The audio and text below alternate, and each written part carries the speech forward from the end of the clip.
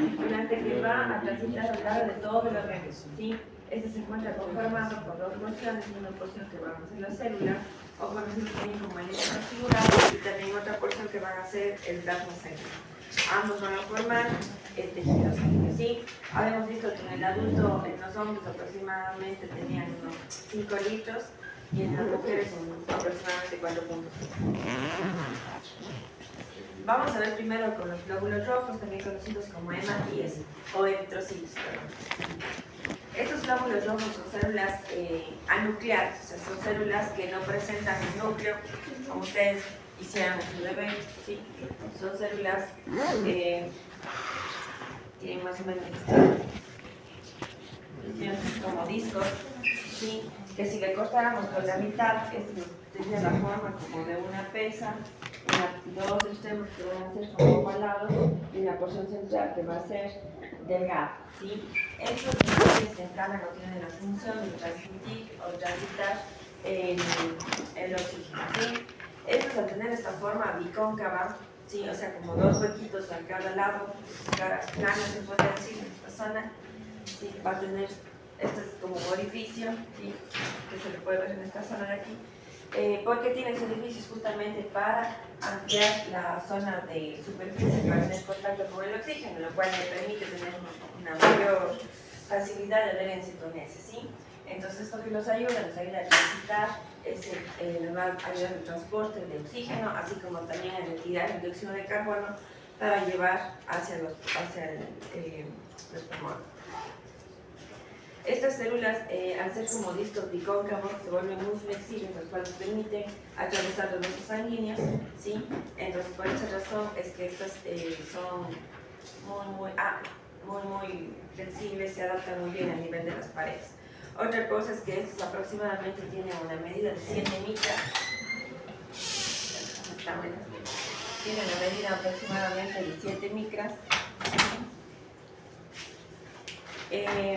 Otra de los aspectos importantes de este es que inicialmente cuando nosotros si cogiéramos uno de estos glóbulos rojos, no se le vería precisamente rojo, sí, se vería como un amarillo verdoso, pero estos se aglutinan en forma como especie de pinos de monedas, lo cual le hace que le den una apariencia ya con esa tonalidad como rojo, ¿sí? Entonces la acumulación de estos se nos ve como rojo, pero si cogiéramos solo un hito no se nos ve como rojo. Ya se ha visto que aproximadamente en los hombres tiene un valor de 5.5 millones por milímetro cúbico, mientras que en las mujeres aproximadamente de 4.5 millones por milímetro. ¿Sí? Estos tienen una característica de que presentan un citoplasma homogéneo, vamos a ver como tipo rojizo cuando se encuentran dentro de las placas de estudio. ¿Por qué? Porque se capta como un poco mejor el colorante un poco rojo, ¿sí? Entonces, ¿qué quiere decir? Si capta colorantes rojos, quiere decir que capta colorantes rojos, ¿sí? Otra cosa es que estos se encuentran envueltos por membranas.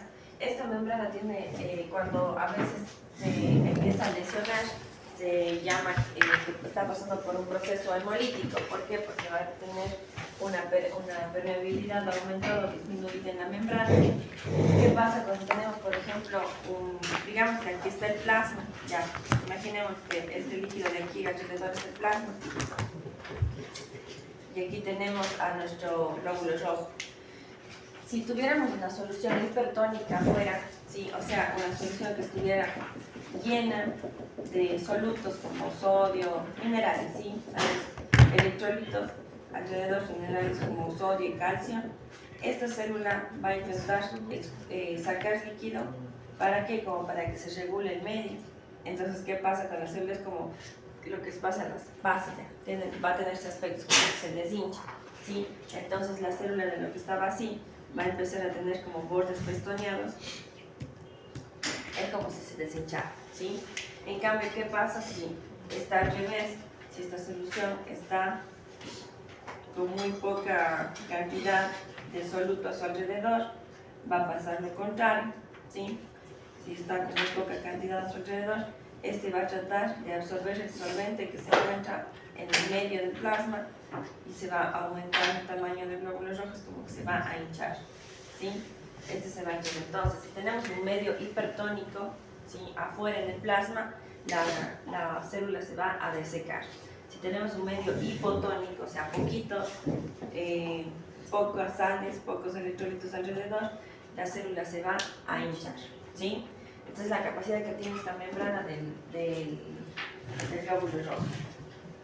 Otra cosa es que hay ciertas anomalías en el glóbulo rojo, por ejemplo, con respecto a su tamaño, con respecto a su forma, ¿sí?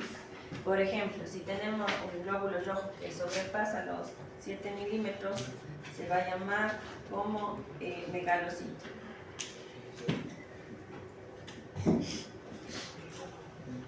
Si tenemos un glóbulo rojo que va por debajo de los 6 micrómetros, se va a llamar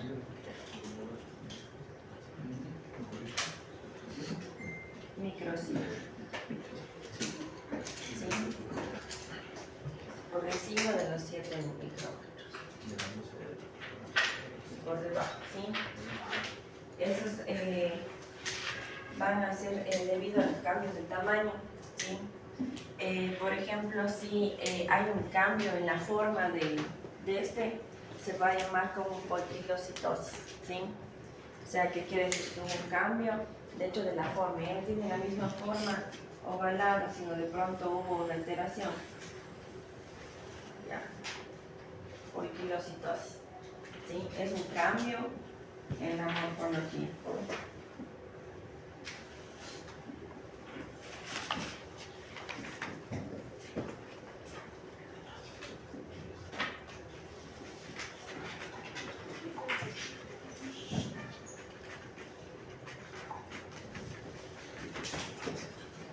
Ya.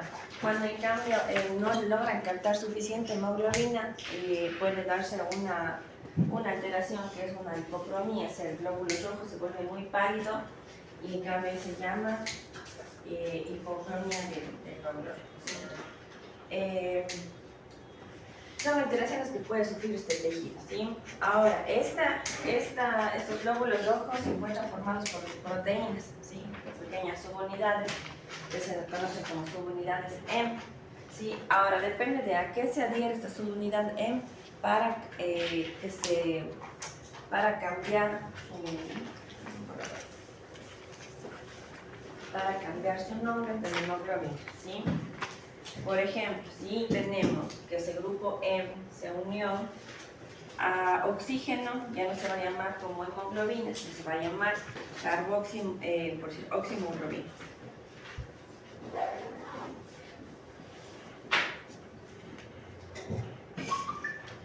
Que es la hemoglobina más el oxígeno.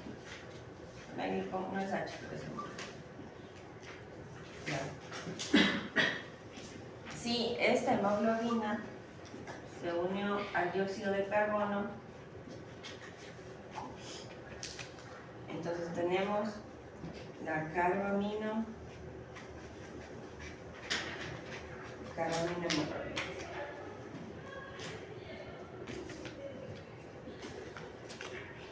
Y si se unió esta hemoglobina al monóxido de carbono,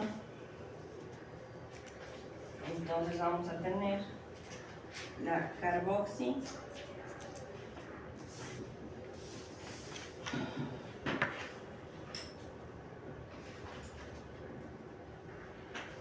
la carboxihemoglobina, ¿sí? Ya.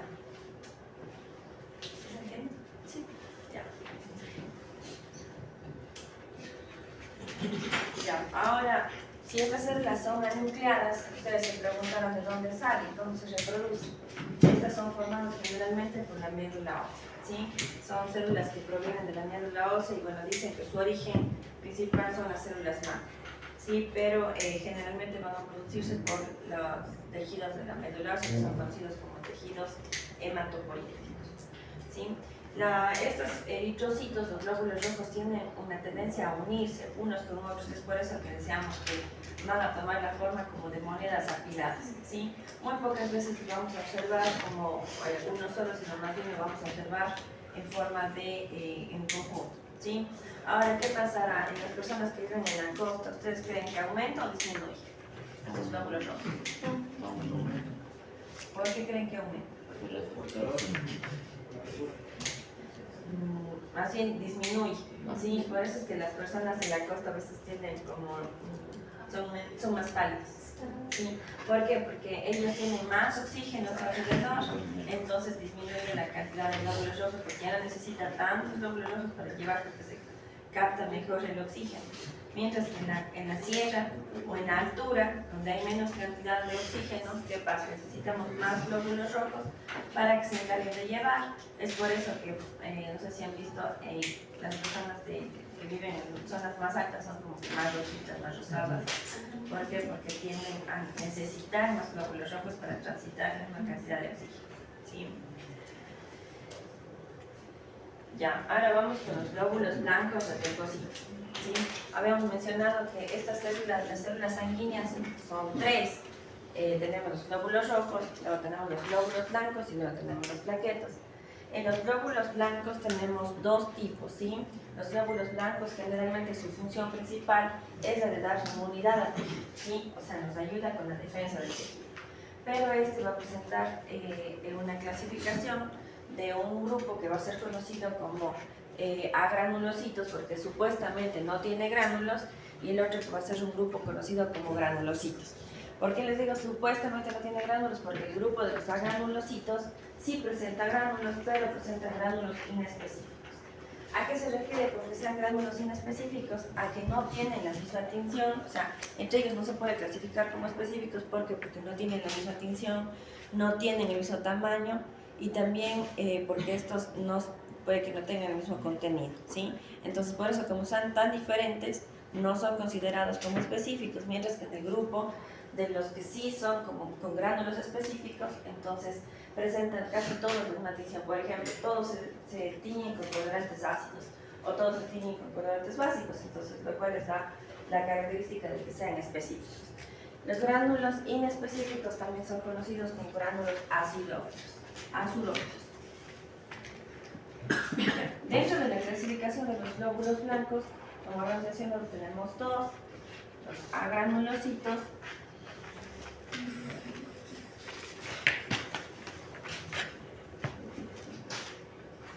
y los granulocitos.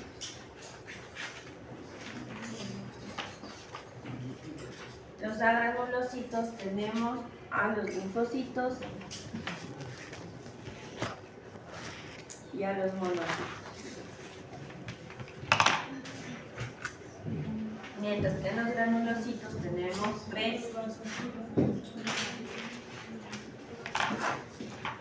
Tenemos los eosinófilos, tenemos los basófilos y tenemos los neutrófilos.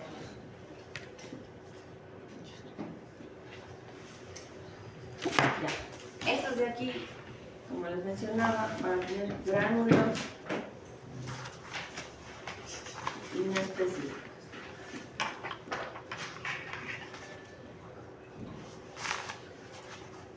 Mientras estoy acá, o azulófilos.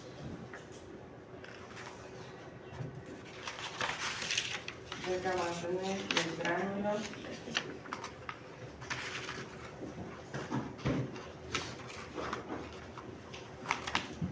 Que dependiendo de a qué colorante se puedan unir, van a ser eosinófilos, basófilos o neutrófilos. Eosinófilos, ¿por qué? Porque se unen a radicales ácidos y por ende son rosados, ¿sí? O rojos.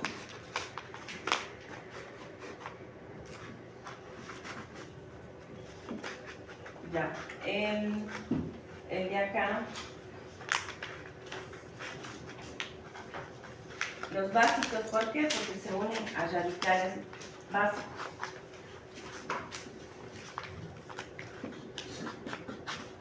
Y presentan un color como tipo azulado.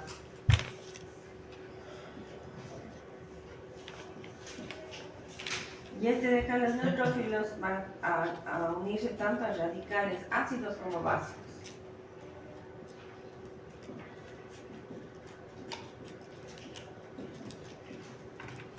y va a tener una coloración tipo púrpura, ¿ya? Siguiente caso vemos más o menos fotografías para que, aunque ustedes sí ahorita se han de guiar un poco por los dibujos que hicieron, ¿sí?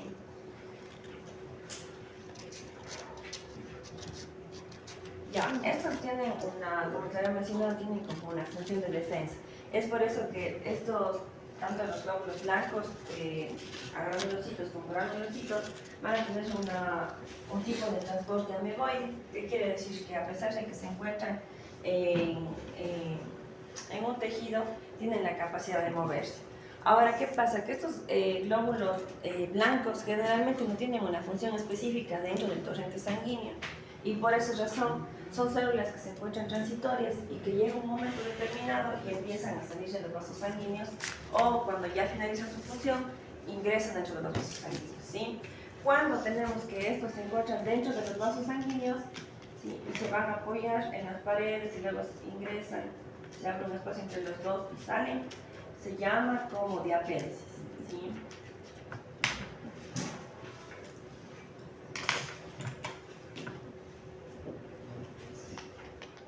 Diapéresis. Pero cuando pasa lo contrario, se encuentran aquí en el tejido conectivo y empiezan a apoyarse dentro de los vasos sanguíneos, ¿sí? Y van a ingresar dentro del torrente sanguíneo nuevamente, va a ser conocido como endodiapéresis.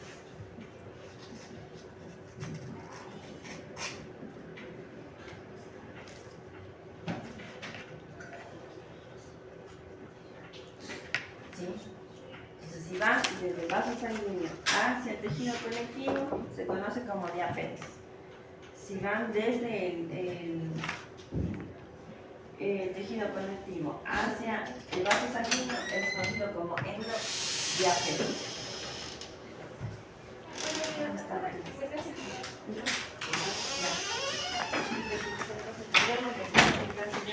Tengo ahorita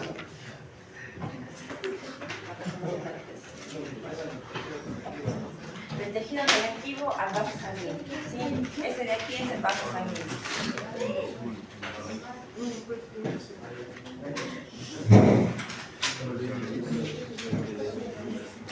Este de aquí es el vaso sanguíneo, ¿sí?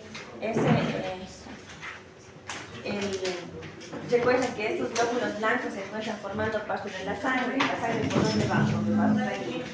Pero ya hay un aspecto en el que este dentro de la sangre en sí no tiene una función tan específica, sino más bien estos aparecen o aumentan cuando tenemos procesos infecciosos, inflamatorios, cuando tenemos alergias, cuando hay parasitosis.